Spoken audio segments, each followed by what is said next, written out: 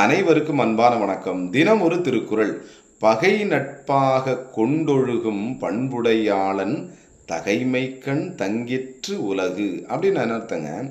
அதாவது பகைவர்களையும் நண்பர்களாக கொண்டு ஒழுகுகின்ற பண்புடையாளன், சரிங்களா? அவன் பகைவன் அப்படின்னு தெரிந்தாலும் அவனையும் என்ன பண்ணுறான், ஒரு நல்ல நண்பனாக ஏற்றுக்கொண்டு பழகுகின்றவன். அவனால தான் இந்த உலகம் நிலை பெற்றிருக்கிறது. இந்த உலகம் இன்னைக்கு இருக்கிறதுக்கு காரணம் என்னன்னா, இது போன்ற நல்லவர்களால் தான் அப்படின்னு யார் சொல்றா? நம்ம வள்ளுவர் சொல்றார், சரிங்களா?